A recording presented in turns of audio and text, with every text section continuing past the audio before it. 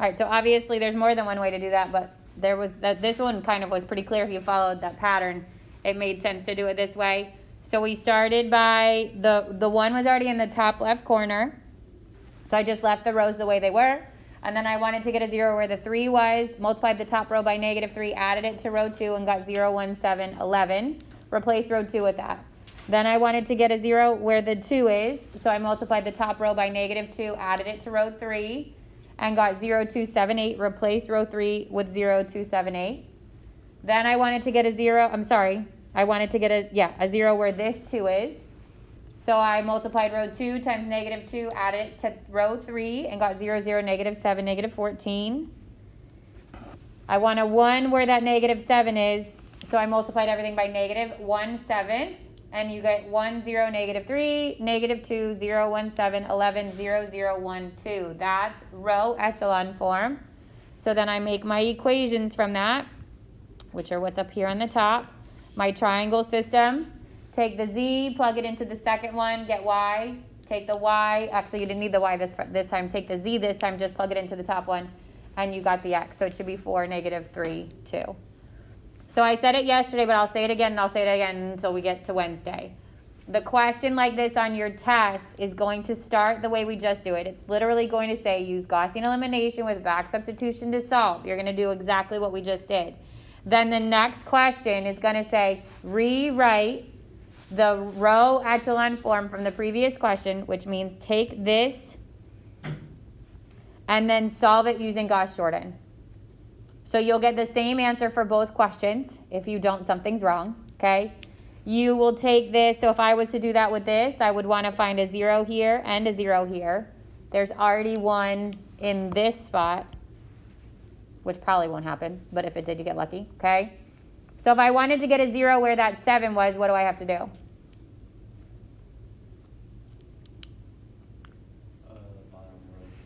You have to use bottom row. So that 0, these two zeros, you have to use bottom row. So this 0, we're going to use bottom row in row 2. So we're going to do -7 row 3 plus row 2. -7 here is 0, 0, -7, -14, 0, 1, 7, 11. And I get 0, 1, 0, -3. That replaces row 2. Now I get 1, 0, -3, -2, 0, 1, 0, -3. 0, 0, 1, 2. Then I want to get the 0 where that -3 is, and we just said we have to use row 3. There's no way to use row 2 now because there's a 0 there. So I would do +3 row 3 plus row 1. 0, 0, 3, 6, 1, 0, -3, -2, 1, 0, 0, 4. That gives me the first row. So my overall matrix is 1, 0, 0, 4, 0, 1, 0, -3, and 0, 0, 1, 2. And remember, this goes directly to the system, x equals 4, y equals -3, and z equals 2, which gives you that same answer. So you should get the same answer twice. Just like what we've been doing most of these on your test, the 3 variables will be all whole numbers, okay? So if you end up with something like 172 over 18, something's wrong, okay? Well, that could reduce. 172 over 13, okay? That answer is wrong. What I want you to do is make sure you finish your test. Like, don't get stuck on that question and not be able to go back to get the rest of your test. But realize that you need to find your notation and figure out where you went wrong. And that's why you writing out like -1 row 2 plus row 3 helps, because I know, let me check the work on that specific part and know exactly what I was supposed to do. If you can't find what you did wrong, it makes it a lot harder.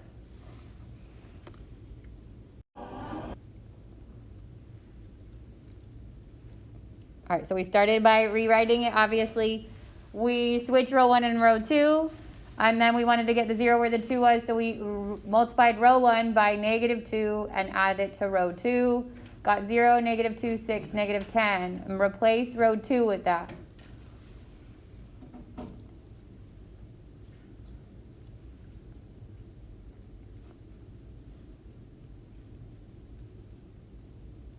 Why am I so slow? Then I want to get a 0 where the -6 is, so I multiply row 1 by 6 and add it to row 3.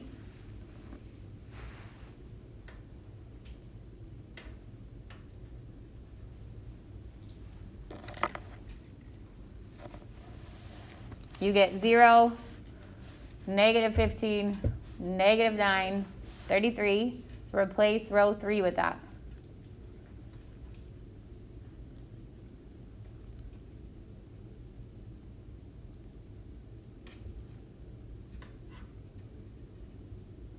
Then we said we need the negative 15 to go away, okay? But right now we're using a negative 2, and I said you sometimes can't avoid it, and you do have to multiply both to cancel them out.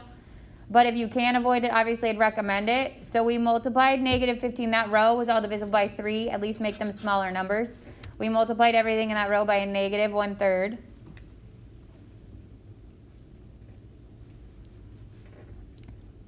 And then we also took row 2 and multiplied it by a negative 1/2 to reduce all those.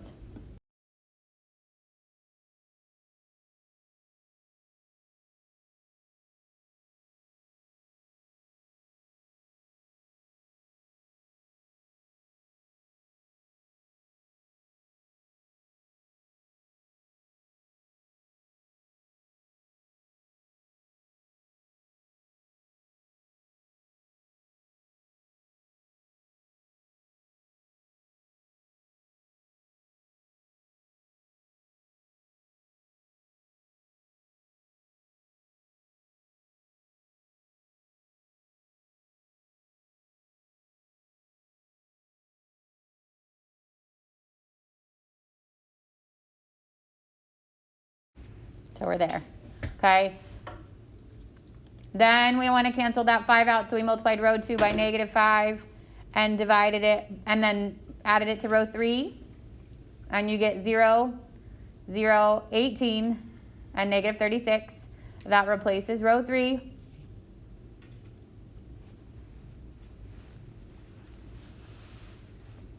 And then we need that 18 to become a 1, so we multiply everything in that bottom row by 1/18.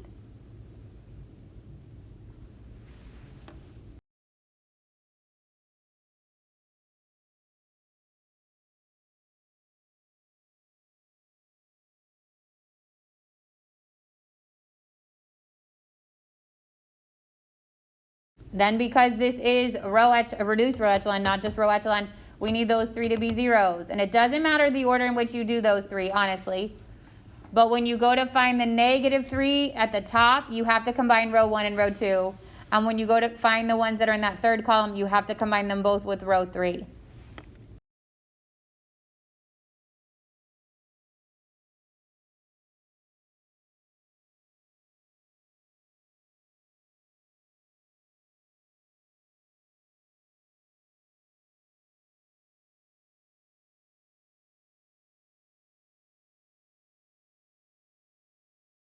So we did negative 3 row 2 plus row 1 to get a 0 where that negative 3 is.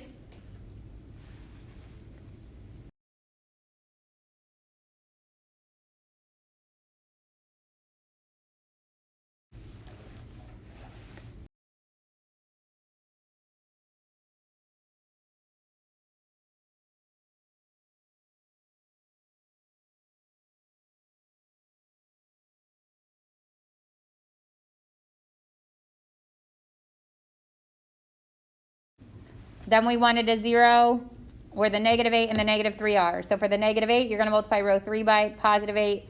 And for the negative 3, you're going to multiply row 3 by positive 3.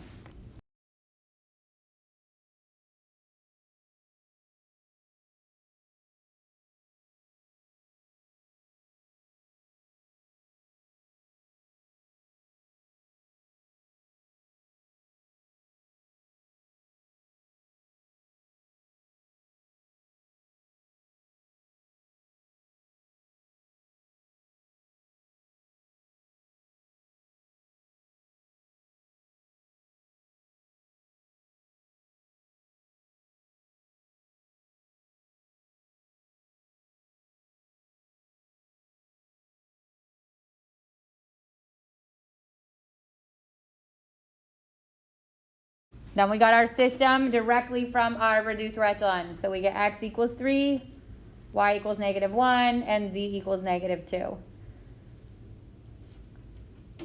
So again, this is going to be a big chunk of points on your test because you're going to do the Gaussian elimination back substitution. You're going to get an answer there. You're going to duplicate your row echelon. You're going to reduce it to reduce row echelon, and then you're going to get that same answer again. So you'll know if you're right because you'll get it twice.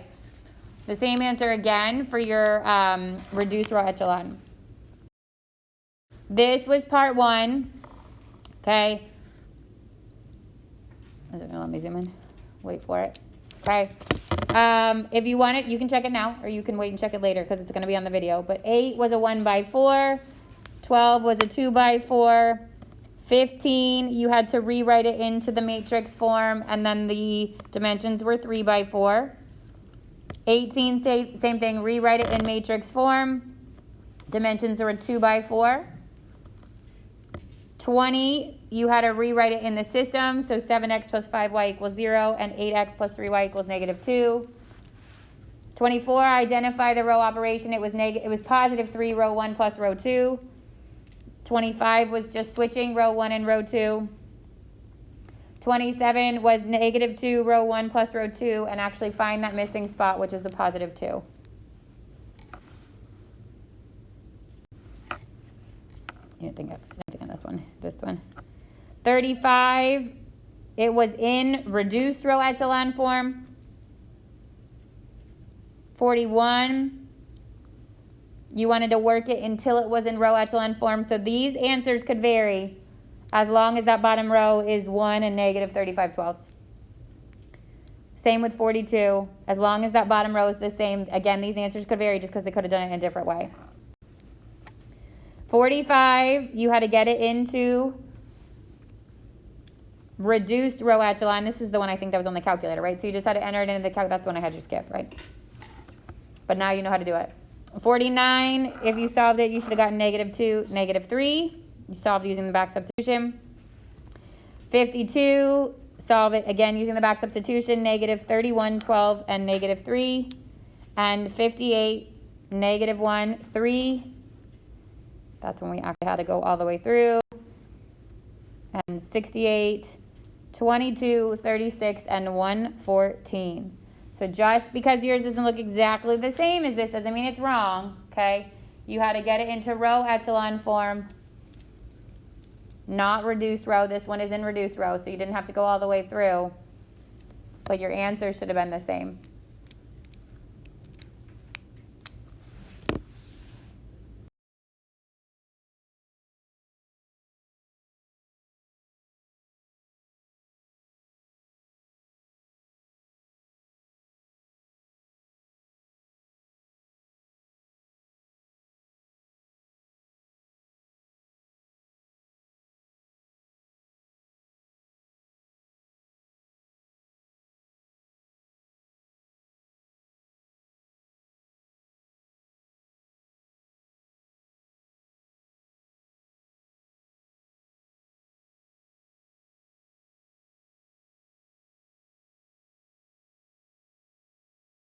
And then